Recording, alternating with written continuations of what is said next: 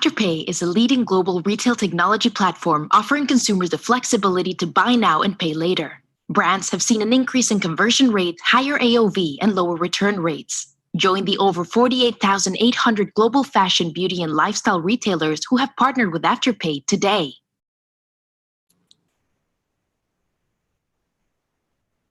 Hello. Good morning. Hi, Caroline. Hi, Robin. Hi, Business of Fashion community. Good morning, good afternoon to all of you that are joining us from wherever you are in the world. Thank you again for tuning in. I'm delighted to welcome Caroline to this episode of Lessons Learned, which is the BoF Careers live series, where we share the insights and experiences of some of the most exciting and inspirational professionals working in the industry. Thank you again, Caroline, for joining us. Pleasure.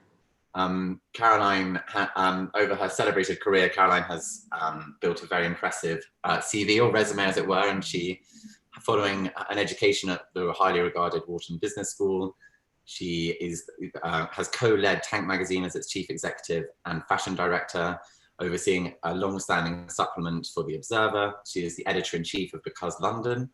She contributes to The Telegraph and a number of other very respected publications on a regular basis, and has created clothing lines with Nordstrom and Label Mix, jewelry with Monica Vinander, and collaborated with the likes of Salvatore Ferragamo, Cartier, Tod's, and a number of other major luxury brands in campaigns and communications. Caroline, after that very impressive resume, I actually wanted to take us back to 7 years ago when I had the pleasure of first meeting you, interviewing you for what I think was the second print issue for a BoF ever made. And you actually ended the interview with some advice that I thought was really relevant to the times that we're going through. And I'm just going to read that quote to you before we kick off the interview. Okay. At the end of the interview, you say, you have to keep putting yourself in situations where you feel slight discomfort, to feel like you're a little bit alive and a lot like you're learning something. When I was 16, my mum gave me this book called Feel, Fear, and Do It Anyway, and I've kind of lived my life by it. I assume that you are following your own advice now through these unprecedented times. I am indeed. Thank goodness for a quote that lasts and stays timeless. Definitely. I think that book, Feel, Fear, and Do It Anyway, really changed my life in a sense. And especially these days where I think the unknown is so ever present and the fear levels are so high. I think actually one has to just persevere, kind of get through on to the other side, and sort of never take anything for granted, but also feel very confident in your abilities that you can sort of adjust and be flexible and adapt to these times. So you just can't be paralyzed by fear. You just got to get through and go for things. And thankfully, I've continued to do that this time, as well as the last 7 years since we spoke then. How have you shared that attitude with your team, as you put together the magazine? And I'd love to hear how the process is and what's changed in that process. But how do you share that attitude with your team and encourage them to similarly be adaptable and fearless? Well, I think, this past couple of months, our first month was really, I think we were all going through trauma in the sense of like that unknown was so fearful and so kind of nerve-wracking.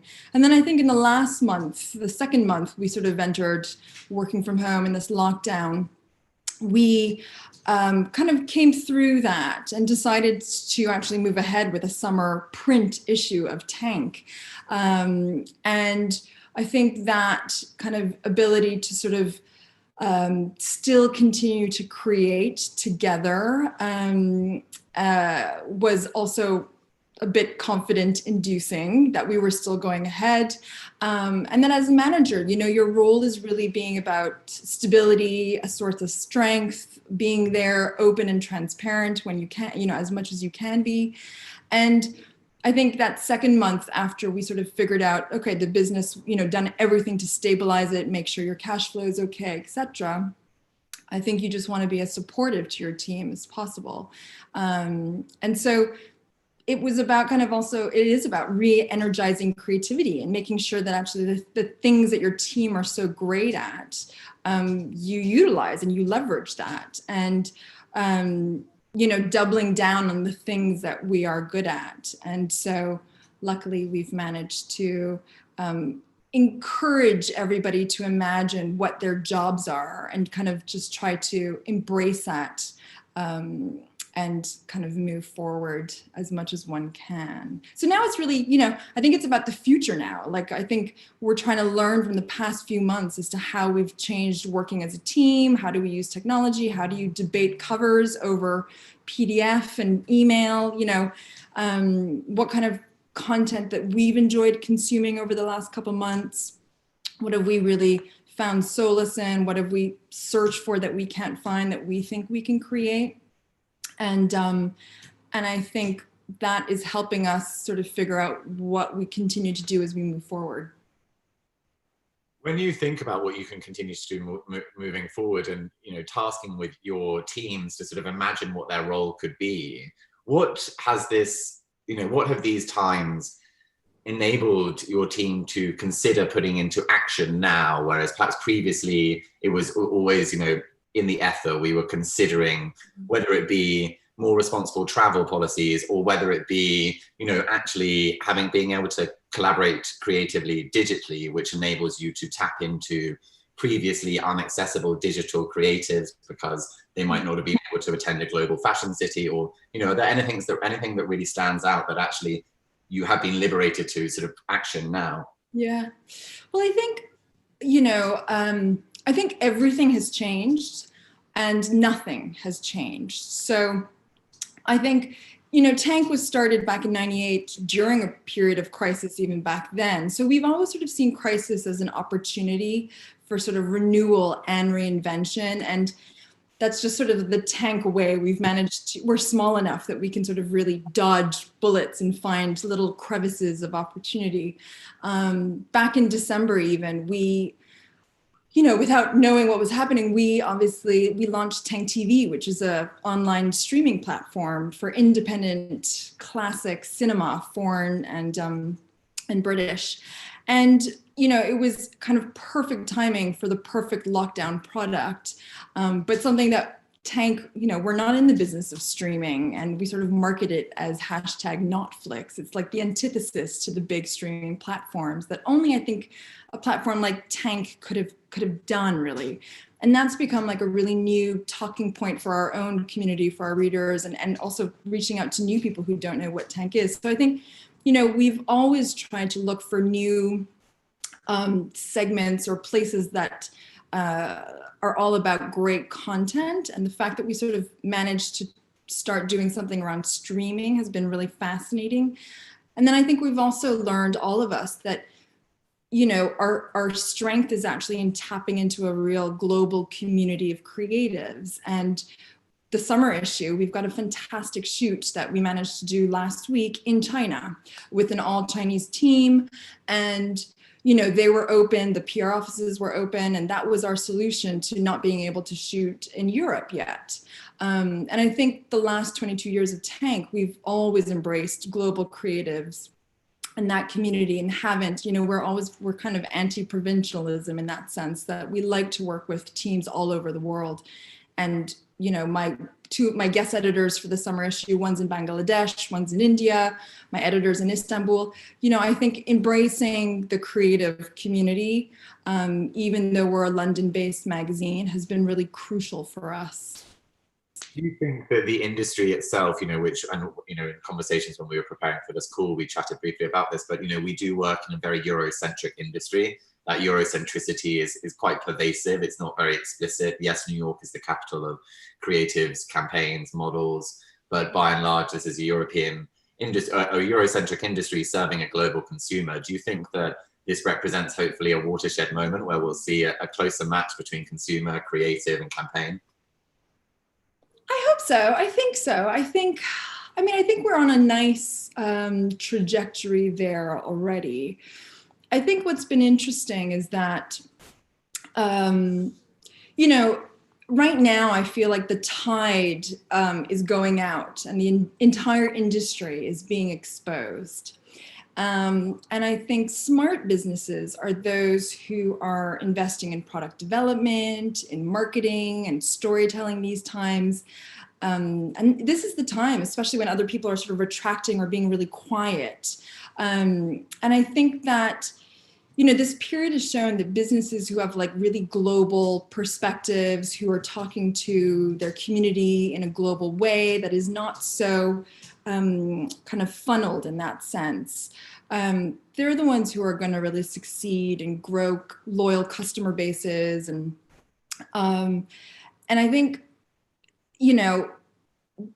consumers should also be seen sort of as collaborators in a sense, and I think that feedback loop from all over is going to be even more crucial. And I definitely think we're on the right track. How, the timing for Tank TV is like incredible, but how, when you consider, all businesses, especially small businesses, and I really want to talk about how you feel the advantages of being a small business now and what that's like working for them in times like these. But when you're considering the myriad of options you have as to where to dedicate the energy and focus of your team, especially in times like these, which are periods of reinvention, and your team can, really go down a streaming route, it can create live broadcasting, it can create there's a number of ways. How do you choose, and how do you decide, how much experimentation to put into something, how to set up those feedback loops you might need to, really know that this is the direction you're going into? How have you guided the team's experimentation? I think I used to be a management consultant. That was the first bit of my career. And I used to work on executive, management priority lists. And the thing I have learned running a small business is that you do have to prioritize. You have a limited set of resources.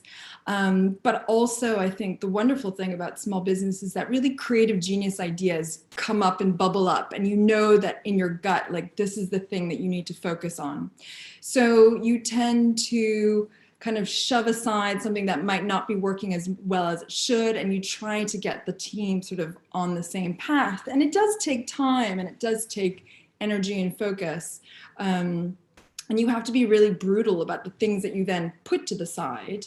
But I think, we're about to go, we ourselves we're pushing obviously Tank TV and the streaming idea, but we've also started thinking around, how does AI going to fit into things? How are live streaming going to fit into things?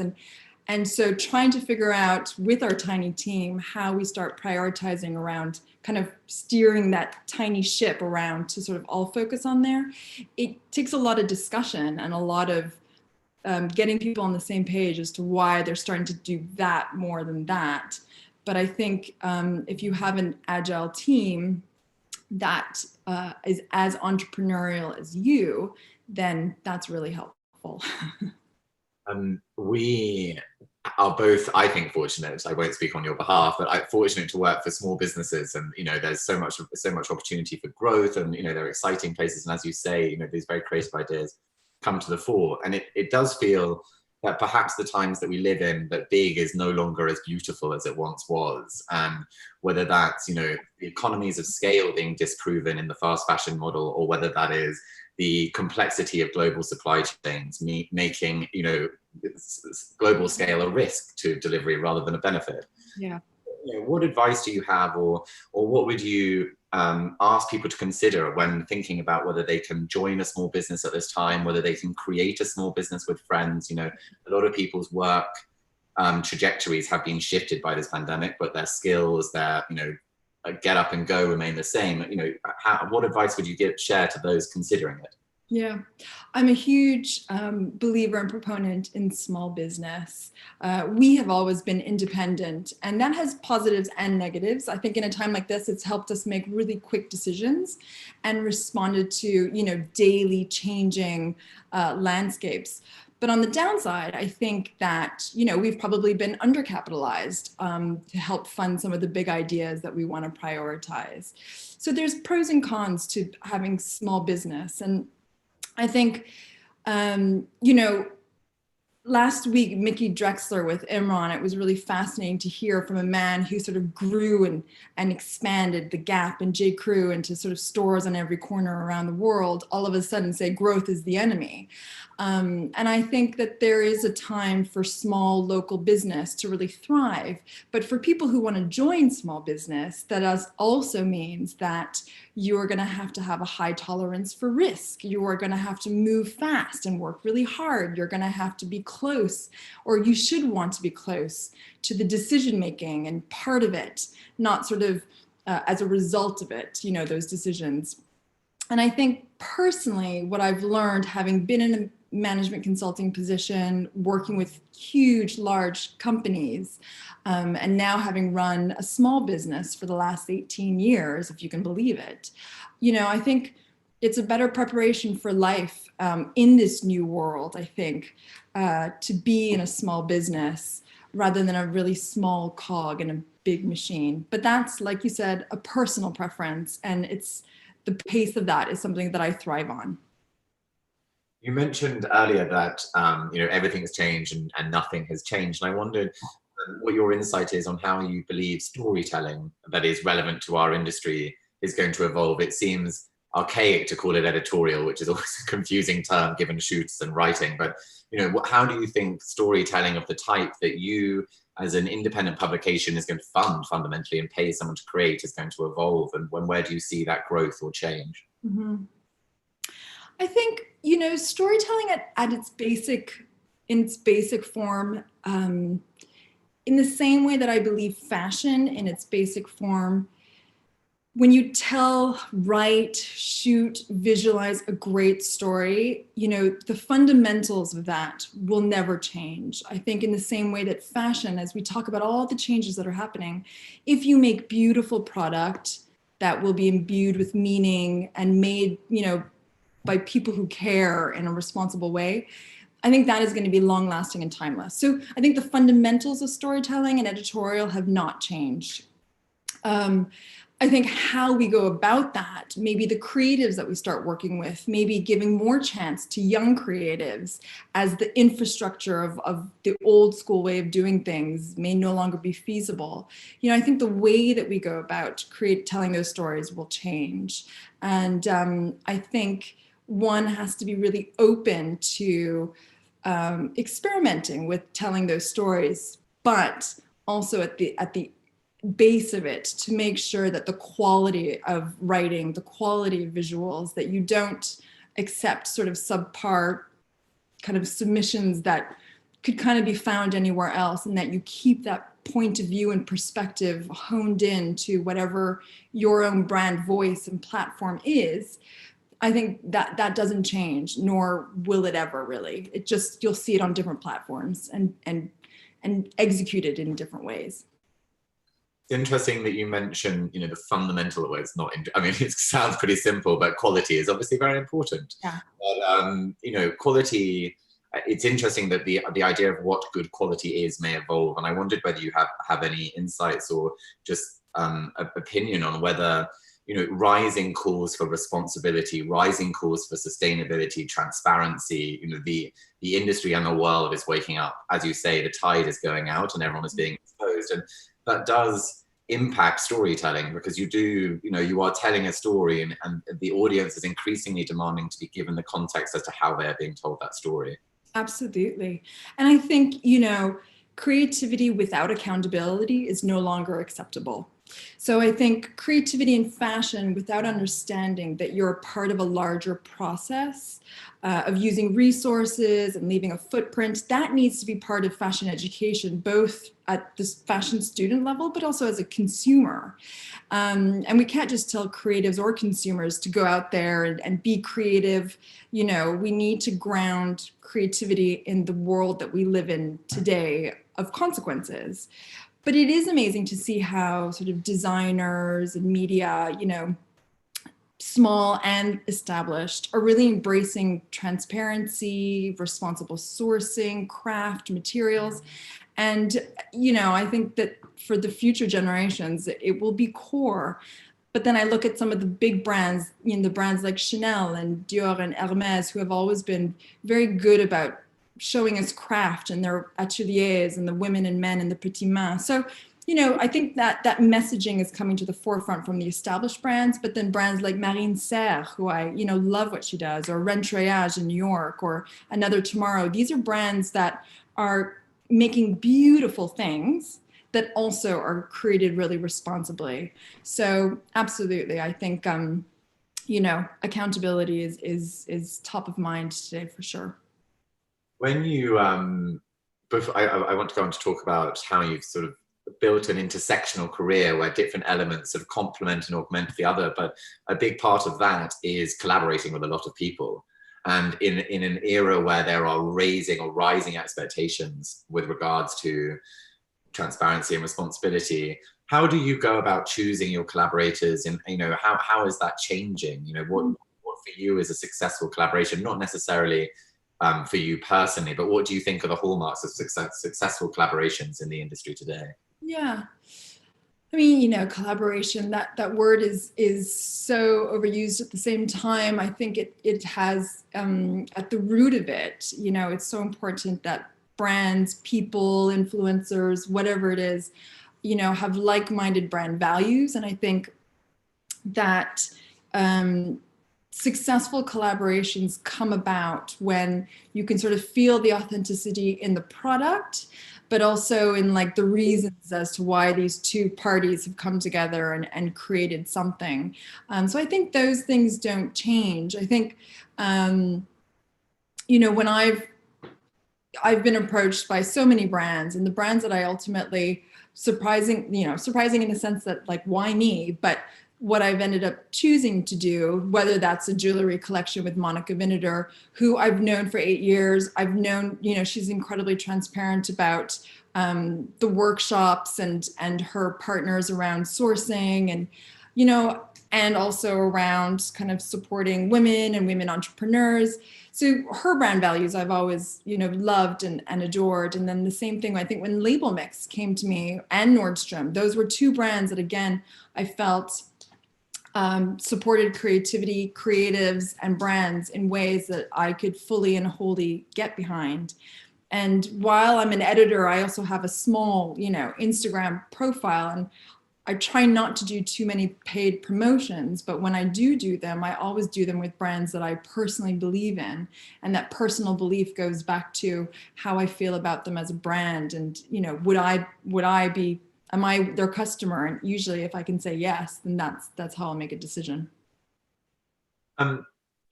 You were part of the original street style scene, and as a result, it was a consequence of you doing your job that you were photographed, rather than your job was to be photographed. Yeah. But you have built both a profile, both a social media profile, which, although small numbers, is small in the sort of scales when we think industry numbers in the hundreds of thousands. You've acted as an editor, you've appeared and creatively concepted, designed. How have you approached A, having that busy a calendar in the day-to-day, but B, in ensuring that each step, complements the others, and, whether one opens doors for another, or whether your insight from another part of your skill set really changes your success in another? How has that worked, and how would you advise others that are perhaps considering less traditional, less linear career paths, given the job market we are all facing today? Advise them to similarly make the sum of the parts far greater than its parts? Yeah, that's a great way of putting it. And I think I've been so lucky in the things that I've chosen to say yes to that I had no idea how to do. So designing shoes for LK Bennett 8 years ago, I'd never designed a shoe, but actually the creative process, working with a creative team to execute, taught me so much. Now one of my best friends, Alessandra Facchinetti, at the time I didn't know her very well, but she sort of took a chance on me and asked me to style and consult when she became the creative director at Tod's. And so all of a sudden I found myself styling a Milan Fashion Week show and a campaign for an international global brand. And I had never really done that before. And I think, as you say, I think what I've tried to do is take all those lessons from each sort of complementary thing that I've said yes to create much more sort of learning around how I can apply that to thinking about the brands that I want to feature, because I now understand and have so much respect for real creative genius, or the production process, and actually what manufacturing in a factory in Italy, actually how incredible that is. So I think all those things that I said yes to, that I sort of didn't know how to do, that I was lucky enough through this weird fluke moment of sort of getting profile through street style. I have been so grateful, but have learned so much. And it's been like a PhD in fashion, where I can sort of apply every bit of it to something. And I think that is all about, whether you're in fashion or any other industry, that's about being open and willing to learn new skill sets. And I think, they said being a jack of all trades, master of none was a bad thing in the past, but I kind of disagree with that notion. I think the 20th century perhaps was all about hyper specialization, but I actually think that the 21st century career is all about adaptability and adding on new skill sets. And I think that if you're flexible and you're open and you're willing and hungry to learn new skill sets, then I think you're in a really good place to have a very multifaceted and fascinating career that you can be very happy with. I've read a book on generalism which agrees with you, which I'll send to you. It's super interesting. It basically says the same thing, that heavy amounts of specialization is no longer applicable to success today. But who knows if it's. There you go. There's a whole book about it. Well, that's good. I'm glad. I could have been a case study. Sadly, we are running out of time, and I just one of the questions from our community is, what would you tell your 22-year-old self? Well, when I was 22, I had just graduated from Wharton. I was a management consultant wearing, navy, terribly fitting suits. But I was learning so much and loving it. And I think I would have told myself back then that you have no idea what the future holds, and nor should anybody, but to be confident in your skills, to stay curious, to stay open.